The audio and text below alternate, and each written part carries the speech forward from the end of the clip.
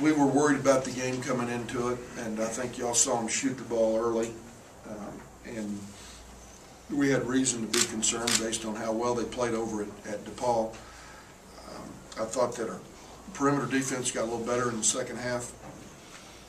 I thought that Bohannon grew a little bit as a player in terms of post coverage and helping us defensively, screen and roll coverage. Still makes too many mistakes, turning it over, and we shouldn't expect him to do anything else at this point in his career, but we need continued improvement from him. I thought we had two glaring areas that we got to get better at, and one was entry into our set plays. We had a freshman out there, Mike Pettis, for stretches where we were turning it over, and he's going to make mistakes, but that's not what he was recruited to do here, was play the point. So we'll work on some of those things, and the other guys have got to give him some help too. Too many turnovers late, and we didn't rebound the defensive board like we can. I think we missed Julian those 12 or 14 minutes because he was going back and rebounding the defensive glass for us and powering it out. We were getting some easy things to start the second half. I think we're getting a little better. We're growing a little bit each week.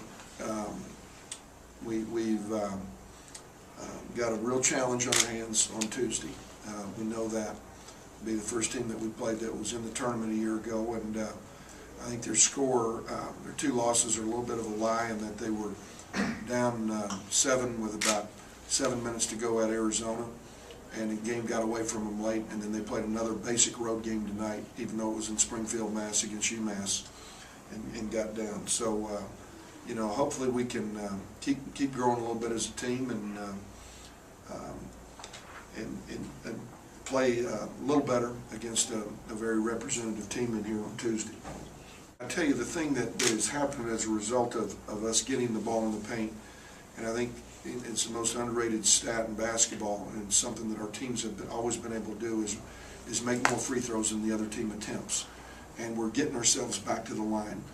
And more importantly, in doing that, you've got to not foul on the other end of the court. And we lose our concentration late in games and still foul too much late. But we're doing a good job of getting the ball where we need to get it. Offensively, to go get fouled.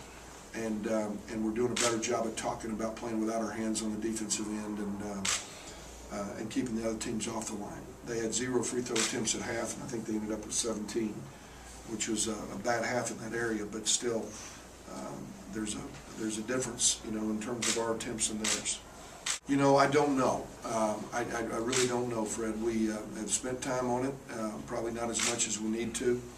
A lot of it's, based on basic skill levels of players. I think Bohannon can make them. I think he's a guy that can make 15-foot shots, and he will. Gabe struggled early, and he made a couple tonight. I think we should be a decent free throw shooting team.